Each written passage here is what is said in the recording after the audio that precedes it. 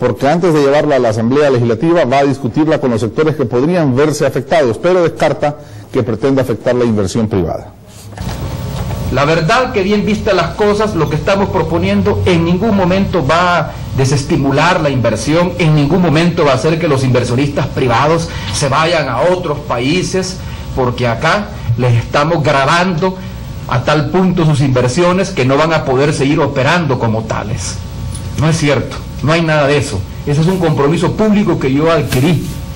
Yo estoy seguro de que aunque la inversión pública es necesaria, pero no basta con la inversión pública para generar empleo y para generar riqueza.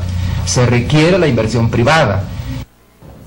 Muy bien, estos son los primeros temas que vamos a abordar esta mañana con la visita del presidente de la República, Mauricio Funes, a quien nuevamente agradecemos su presencia aquí en nuestro estudio. Presidente, finalmente llegó el momento de estructurar un primer presupuesto general de la Nación que 100% ha sido manufacturado por su gabinete económico. ¿Cuál diría usted que es la principal característica de este presupuesto general de la Nación 2010? Realista y coherente con el momento de crisis que estamos viviendo. Todo presupuesto se diseña a partir de las circunstancias en que éste va a ser ejecutado. Y lo dijo ya el asesor de la fracción del Partido de Conciliación Nacional, el exdiputado Alejandro Dagoberto Marroquín, cuando felicita al ministro Cáceres al decir que lo felicita por su sinceridad, por su transparencia. El ministro Cáceres llega a la Asamblea Legislativa a presentar el panorama realista del quehacer económico nacional y de las perspectivas de crecimiento para el cierre de este ejercicio 2009 y las posibilidades de comenzar a crecer positivamente medio punto porcentual a partir del 2010. En ese contexto no tenemos otro camino más que presentar un presupuesto ajustado como el que se ha presentado. ¿A usted le parece que es suficiente que el presupuesto crezca apenas un 0,7% con respecto al del 2009? ¿O es básicamente lo que se puede hacer en estas circunstancias? Es justamente eso, es lo que podemos hacer en estas circunstancias. No se trata de decir cuánto tengo y qué puedo hacer con lo que tengo. Es al revés. ¿Qué es lo que necesito hacer? ¿Cuáles son las necesidades de la población y cuántos recursos necesito para poder satisfacer esas necesidades? Y eso es lo que hemos hecho. Pero tenemos que ser realistas. A nosotros nos encantaría, y a cualquiera que se encuentre al frente de la conducción del Estado y que tenga un compromiso con los sectores más afectados y más vulnerables, le encantaría poder asignar una partida presupuestaria mucho mayor al ramo de la educación, al ramo de la salud pública y asistencia social, al ramo de justicia y seguridad pública. Pero esto es lo que podemos asignar a partir de los recursos tributarios que proyectamos que vamos a percibir en el ejercicio fiscal 2010.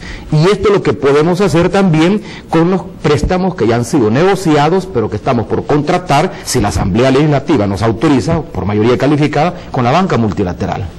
¿Y no se puede hacer más para cambiar esta relación del presupuesto en el que el mismo ministro vino a aquel programa y me dijo que el 90% del presupuesto corresponde al gasto corriente y solo un 10% va destinado a lo que se conoce o se llama inversión social? ¿Es el máximo esfuerzo?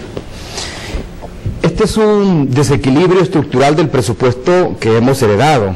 Yo recuerdo cuando ejercía el periodismo que esta era la pregunta que habitualmente le formulaba al ministro de Hacienda cuando acudía a la Asamblea Legislativa y presentaba el anteproyecto de presupuesto para el próximo ejercicio fiscal.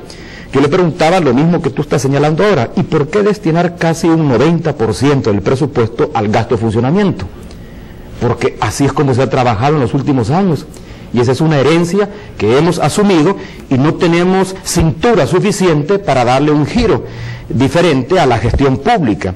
Buena parte del presupuesto ordinario se va en gasto de funcionamiento. ¿Por qué? Porque ese es el aparato público con el que contamos. Además, no hay que pasar por alto que también hay algunas unidades primarias de ejecución que requieren de este nivel de asignación presupuestaria. Por ejemplo, el Ministerio de Educación, de los 770 millones de dólares que al final le asignaríamos a educación cuando ya sumamos el presupuesto ordinario con el extraordinario, la mayor parte va para el pago de salarios. ¿Pero por qué? Porque es el ministerio que cuenta con la mayor cantidad de funcionarios públicos, y no porque se trata de funcionarios que se dedican a actividades administrativas, es que son fundamentalmente docentes. Y lo mismo es el caso del Ministerio de Justicia y Seguridad Pública.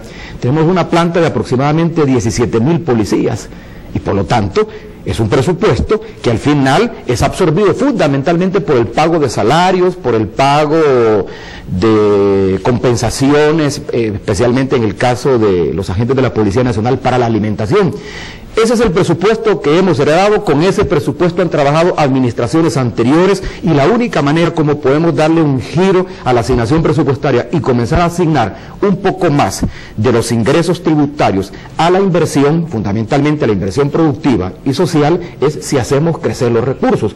Pero como lo dijo Luis Membreño, en momentos de recesión es muy complicado empujar una reforma tributaria sin que ésta toque fibras sensibles, y nosotros no queremos afectar la producción, el nivel de producción en el país, no queremos afectar la actividad económica, el volumen de la actividad económica, porque al final por persinarnos nos vamos a arañar. Estamos tratando de hacerle llegar más recursos al fisco justamente para que el Estado juegue el rol que debe de jugar, como lo plantea la CEPAL, porque no hay posibilidad de intervenir eficazmente en el combate de la pobreza, la exclusión social y la delincuencia si no contamos con un Estado fuerte. Y cuando hablamos de Estado fuerte, no estamos hablando de un Estado inflado, hipertrofiado, estamos hablando de un Estado con los suficientes recursos que le permita poder intervenir en esas áreas.